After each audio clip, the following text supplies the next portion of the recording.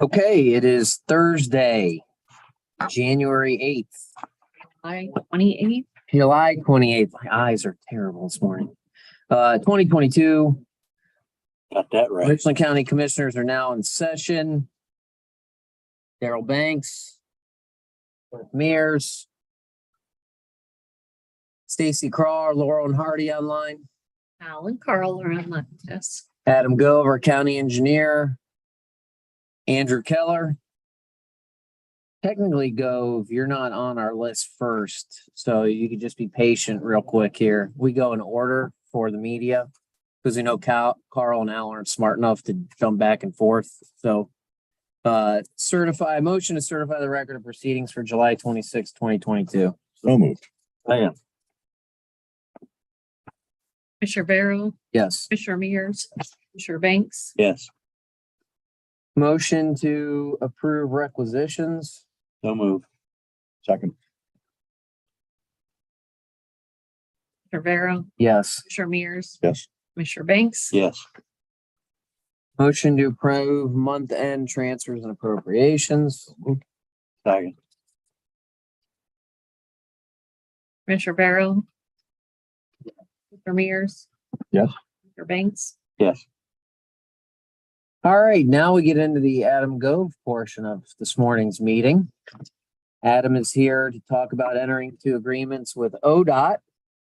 Yes, Take it away. 3 upcoming projects that we've got grant approval for. Order you have up with your paperwork, but I'm going to The start. Champion, Corson, and Lex Springmill. Yep, thank you. First, Champion Road Bridge. We looking to replace that bridge. It's between just north of London West Road in Plymouth Township. We received a grant through County Engineers Association in conjunction with ODOT, who is administering federal grant dollars. Basically, they will pay 100% of the plan development and construction cost. Local funds will be spent for construction inspection. This one is a result of a new program through ODOT and the state. This is a quick turnaround. So we're looking at fiscal year 23, which we are currently in. We need to have this sold in this fiscal year, so before June of next year.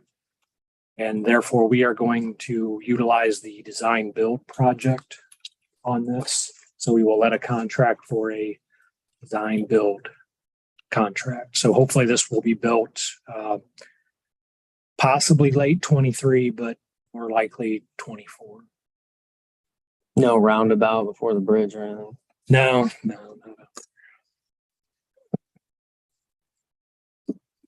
Not on the list. Some number. Yeah, well, we still. Second project, Orson Road Bridge. This is down in Perry Township over Steel Run. Again, received a grant through Federal Highway Administration being administered by the Ohio Department of Transportation. They will cover 100% of the construction cost and 100% of the construction inspection costs. Local funds will be used for plan development. This is a fiscal year 25 project, so hopefully built in second half of 24 or early 25. And lastly is our recently awarded safety project through, again, using Federal Highway dollars, grant, 90% grant to cover the land development, any right-of-way purchases, utility relocations, and construction costs. 10% match on that will come from county engineers funds. And then again, we will be responsible for construction inspection.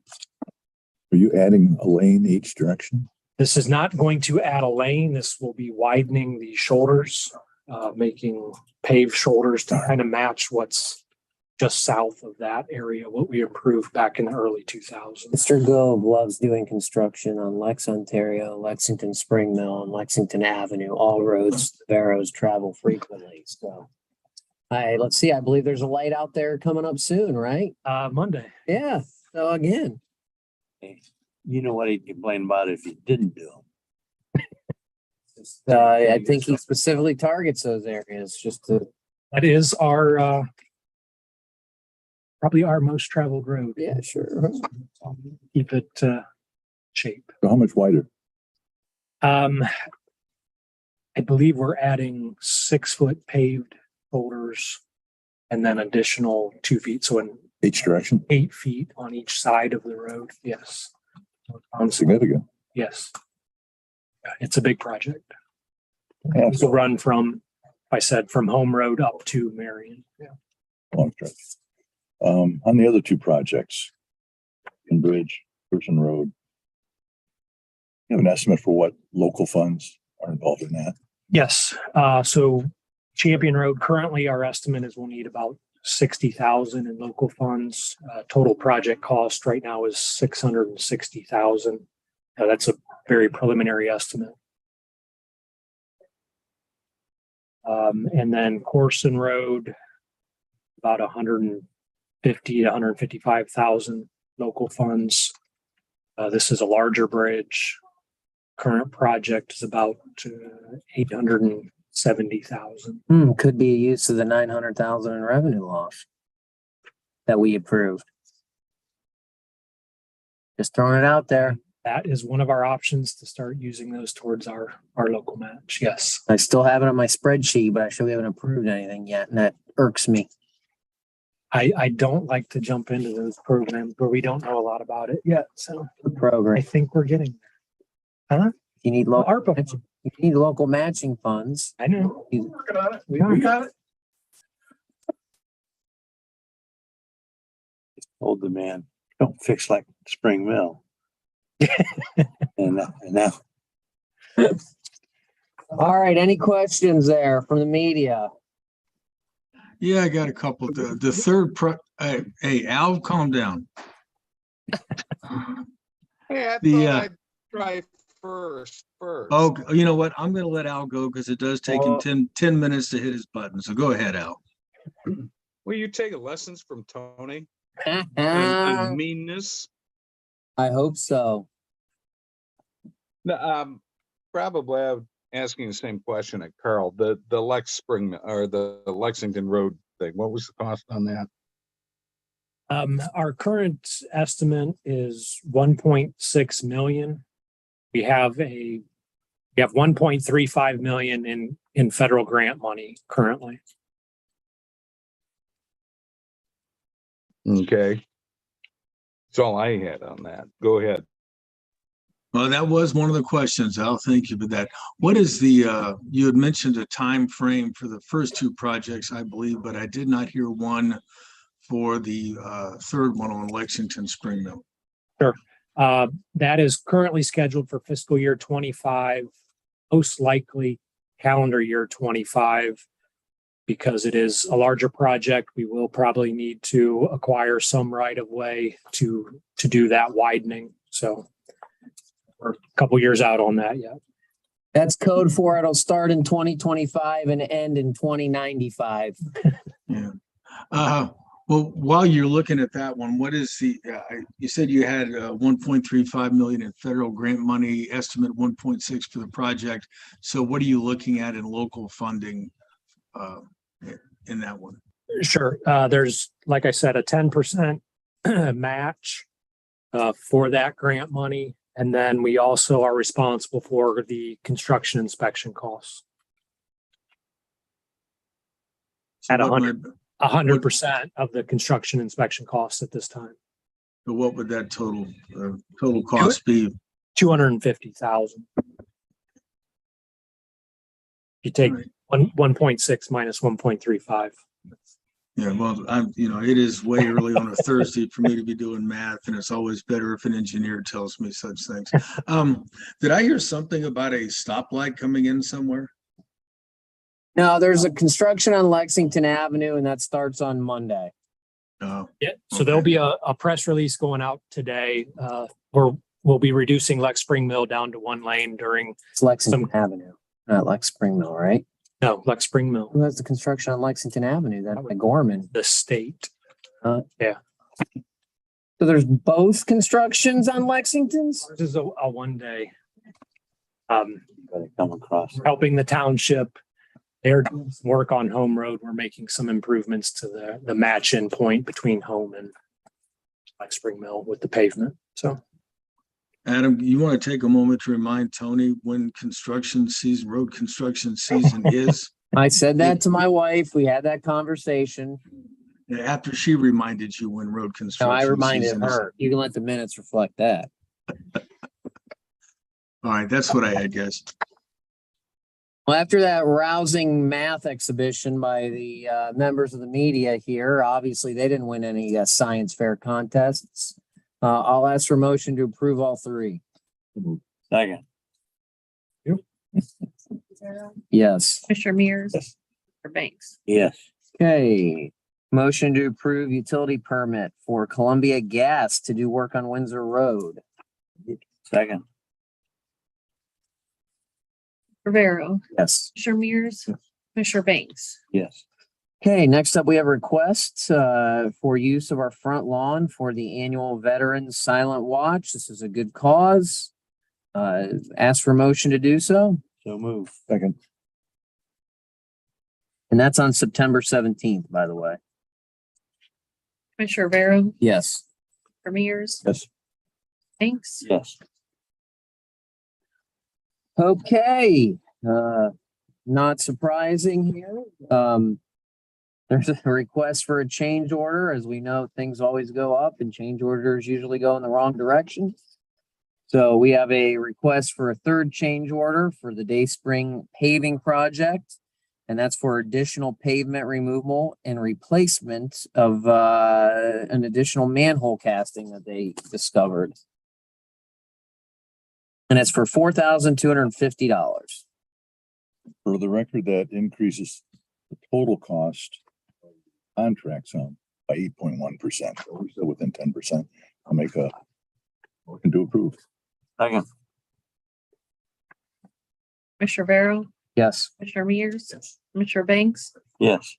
Any further questions while we recess and come back at 10 for the dog warden? Is this the Dayspring work that was actually, they're having a groundbreaking ceremony for August 5th? So there's a, No, okay. That's for a nursing. I would hope we're not having change orders this late. Well, you never know. I'm just checking. All right, we will recess and come back at 10 a.m. That's something.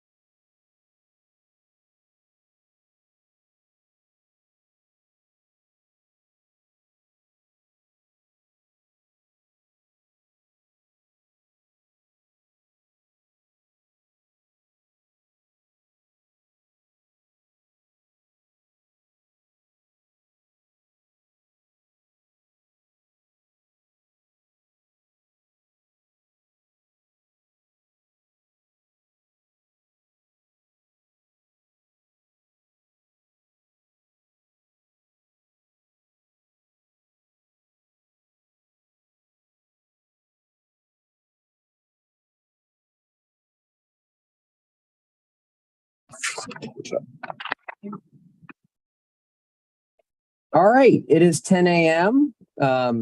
We are joined by our dog warden, Missy Houghton. Also joined by another member of the media, Greg Kale, looking very professional with his headsets on.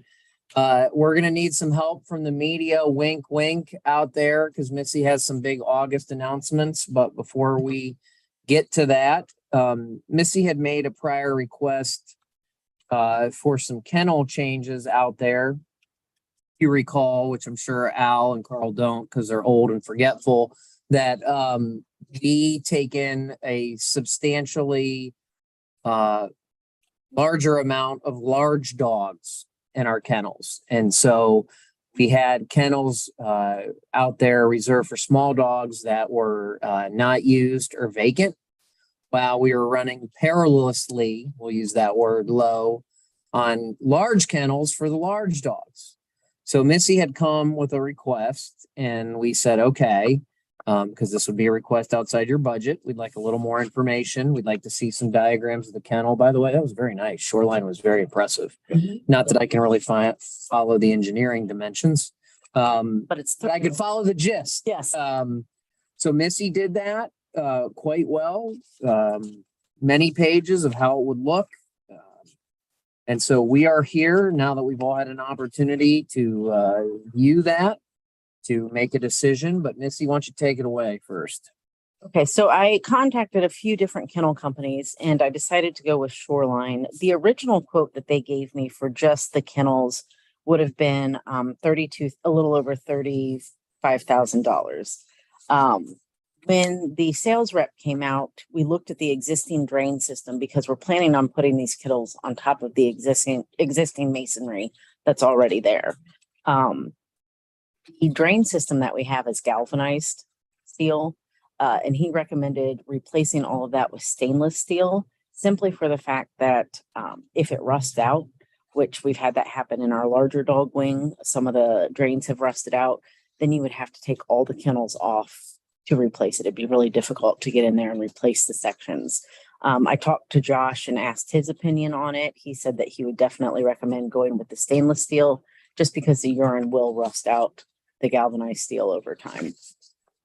So with the stainless steel drains, then the grand total quote for just the materials is $41,874. I had also talked to maintenance to see if they would be able to install it. And they said with all the projects that they have going on, they cannot. So Shoreline gave me a quote of between, I think it was $5,950 to $6,200. There's an issue with that. Yeah. Over that. $6,000. Yeah. Plus the 41. I thought you meant 50. So we're still under 50. Okay. Okay. I think I was hearing Have a little bit of wiggle room. 59 comma No, 59,000. no. we're Okay. still under the Okay. 50,000. Okay. So, but yes, so that would, currently what we have is, as you all know, the shelter when it was built was for the Humane Society and the dog warden to go together. So that wing over there was primarily supposed to house cats. So the cages that we have are small double-sided cages that the dogs can go in and out of, but we can only put dogs that are under 15 pounds in there. So if we get that size dog in, they're gone within 2 or 3 days of hitting the adoption floor. So the new kennel dimensions would give us an additional 10 cages that would fit the large breed dogs in it. So that would bring us, and then replace the existing 4 that we have for the larger dogs. So we would have a total of 14 kennels. What would you do with the smaller kennels then that we would, if presuming we approve, what would we do with those kennels? Probably just scrap all the material. So, because they'll have to tear it down. The Humane Society, I mean, okay, let's take a look at that though. Yeah, I don't know if, once you take them down off of the masonry, if they would be compatible to put into the building or tear back up, depending on the condition of the kennels that are used. We still have smaller cages back in the isolation area that we can use for things like that. But the other thing that would be nice, all these kennels have tops because we have several dogs currently that can jump out of their kennels, which is always fun in the morning when you see 2 dogs in a kennel that's supposed to just have 1. So that we can put all of our jumpers on that side too. We had 4 large kennels, On just that, on that one wing, yes. adding 10. Yes, we would be adding 10. to 14. Yes. So that would give, Four existing ones don't have tops, or was just? they do have tops over there, but then we have, gosh, probably 20 smaller cages that are in between there that we just, Don't have tops. right. Yeah, well, these ones do, but in our main kennel area, those kennels do not have tops on them. We have tops in our drop-off kennels and then tops in the north wing for those, but we don't have them in the main kennel area. I know they don't have the money in the budget, but I think what Missy's gonna talk about next will show we have a real need for these kennels right now. I had a chance to talk to Missy this morning, so I think this makes sense. This isn't a joint building with the Humane Society anymore. We've all been out there to see most of the dogs we take in are the large dogs. Absolutely. So at this time, I'll ask for motion to approve for 41,870. Well, I guess up to 49,999 for the kennels and then installation work. Came up with a total of $48,074. That stands. I'd have change orders. Right. So that's why I said up to 49,999.00. Capital improvements. Yeah, out of Richland reinvestment. I'll ask for that motion. So moved. Second.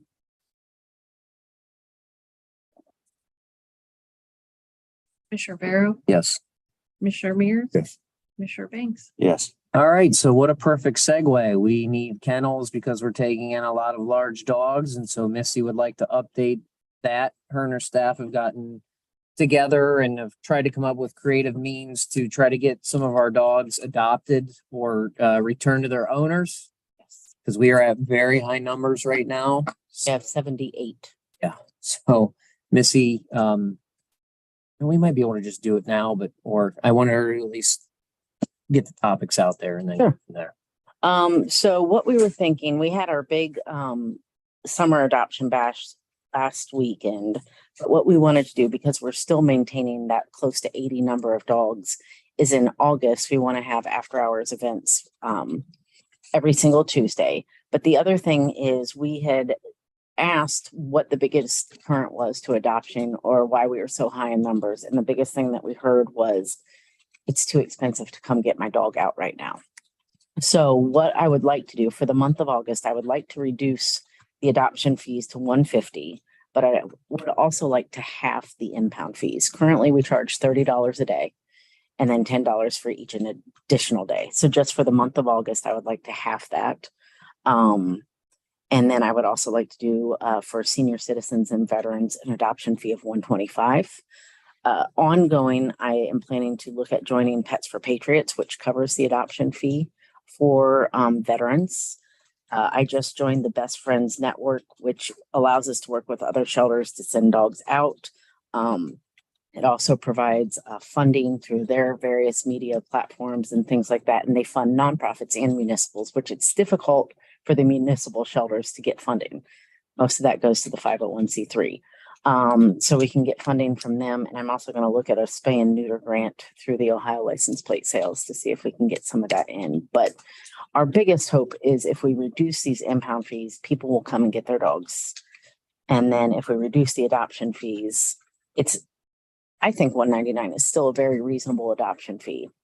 But right now people are struggling because of the inflation of everything. So, and we're struggling because of the amount of dogs that we have. So I think that's a good way to kind of meet in the middle. How many dogs you usually have? So for about about 40 to 50 is what was our comfortable number, where we could easily clean all the dogs. They could do all the behavior testing, everything could get done with that. So for about the past 4 to 5 months, we've been between 68 and 80. Nearly double. When they're adopted, they have and had their shots So yeah, when we adopt them out, included in that. yeah, in that adoption fee, what is included is their spay and neuter. If they have not been spayed or neutered yet, they have an appointment set for them and they bring it back. So that's already included in the cost. We do their first round of vaccines, which is the DHP and the Bordetella. We deworm them, and then that's also their microchip fee and their dog license fee for the year. And then with the medical issues, we take care of that, and that's covered, and they don't have to pay anything additional for that as well. So, because we had one dog that just had to have ear surgery, because he had a tumor in his ear, so we wouldn't charge extra for that. What percentage of our dogs are owned by someone? Well, technically, they're all owned by somebody because they all come in as strays. So somewhere at some point, Somebody just let some of them go and. Yeah. either they didn't want them anymore and they just let them go, or the dog got away and they didn't come and get them. Or, we have some people that just say that they're strays and they're not. So, yeah. But yeah, all of them. So this adoption fee you said covers microchipping. Yes. Explain that, how that works. So microchip, it's about the size of a grain of uncooked rice. And what it is it goes under the skin and between the shoulder blades. That number on that microchip is associated with the adopter's information. So shelters and vets offices have scanners. You can scan the dog, that number comes up, you call the company contacts the dog owner and lets them know where the dog is. It's not a GPS or anything like that, but it is basically identification that can't be lost. To chips in, can that information be modified? I assume it can. Yes, you would just call the company and then they would transfer ownership to the new person, which is what we do when dogs are microchipped and people don't come for their dogs. And also spay and neutering, Cliff. This was before your time. Previous dog warden Dane Howard did a great job of spaying and neutering our animals when they come in. That has found to be very helpful. So you kind of get a package deal with our adoption fees. Yeah, and this is not a problem that the only solution for the overpopulation is spay and neuter and working on owner retention.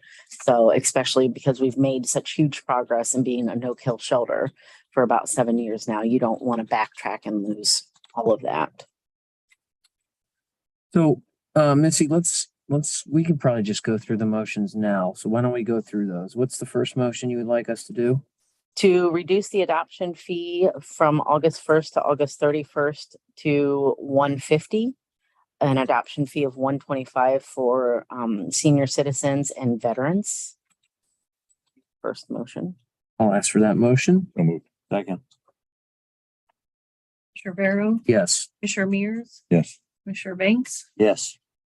And then the second thing to half the impound fees from the current rate of $30 for the first day and $10 each day after that to $15 for the first day and $5 for each day after. Just say I'll ask for a motion for the month of August to cut all impound fees in half. Yes. That motion. Second that. Commissioner Barrow, Yes. Commissioner Mears, Yes. Commissioner Banks. Yes. Any other motions? Not so far. Tuesday nights, you're gonna have some kind of.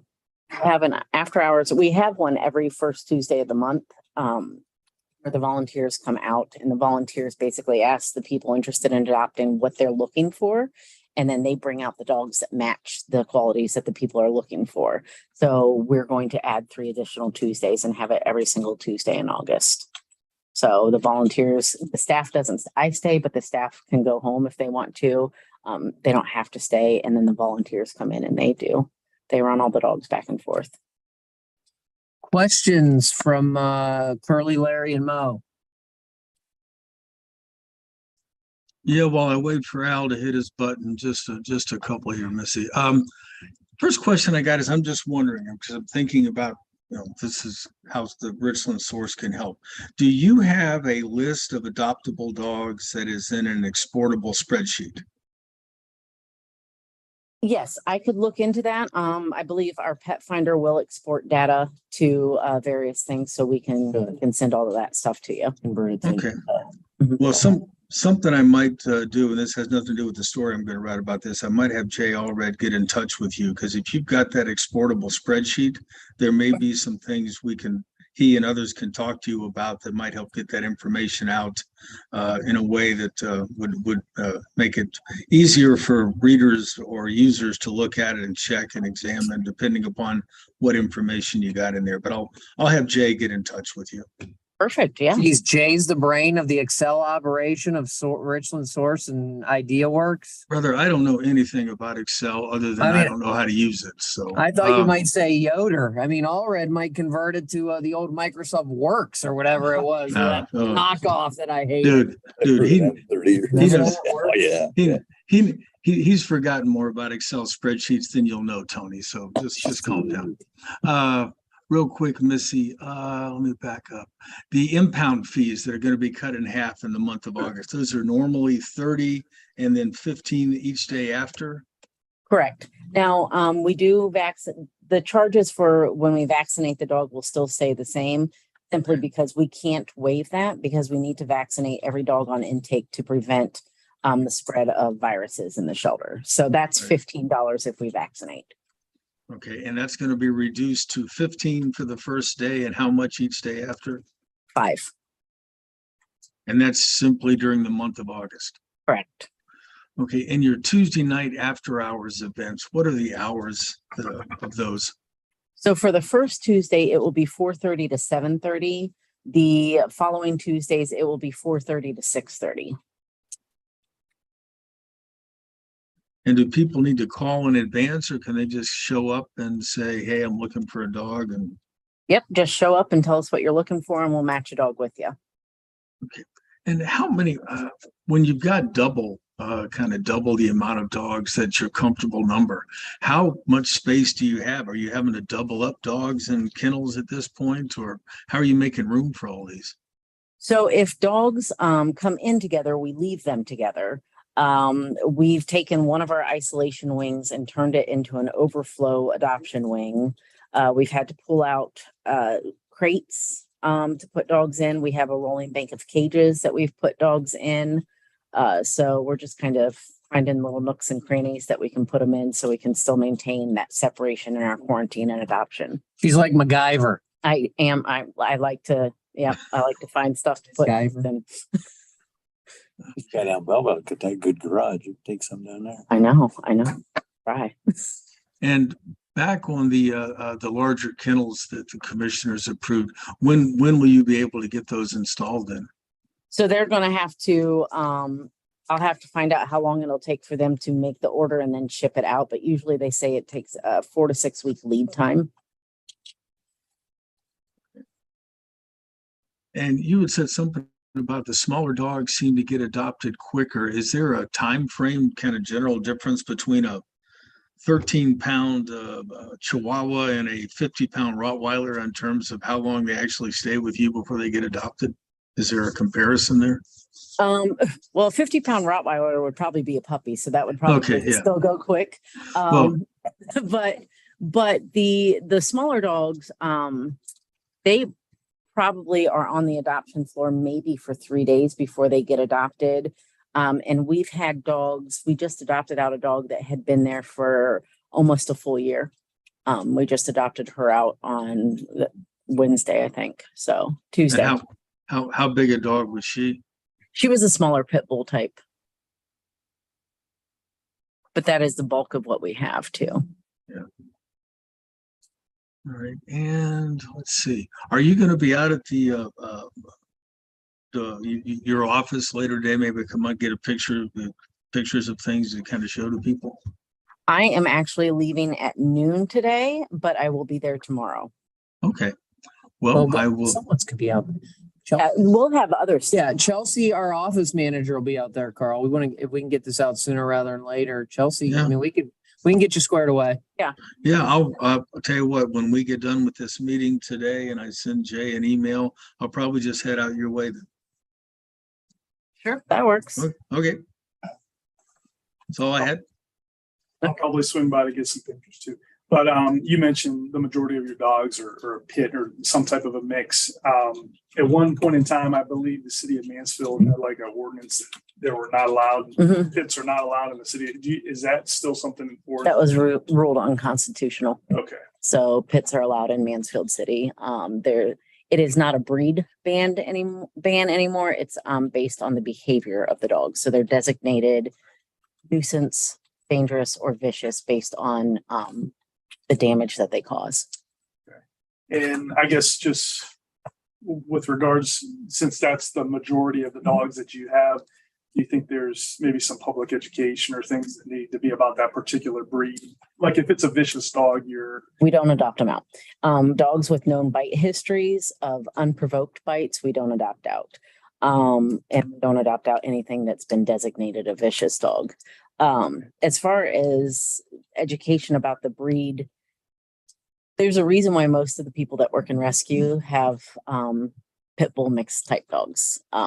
They're good dogs, but once again, you have to know the type of dog that you want and the activity level, the strength level, all of that, because they're not a dog for everybody. Just like a Rottweiler is not a dog for everybody, and like a poodle is not a dog for me. So, but I always tell people, don't look at the breed, look at the dog, because there's going to be, they'll say like greyhounds need to run X amount of hours a day. If you don't want to do any type of activity, don't get a greyhound. So there's some specific things with breeds, but overall look at the characteristics of that dog, the behavior of that dog, as opposed to the breed of that dog.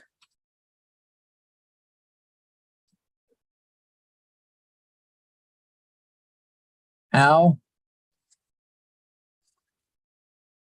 Everybody's did a good job of asking questions.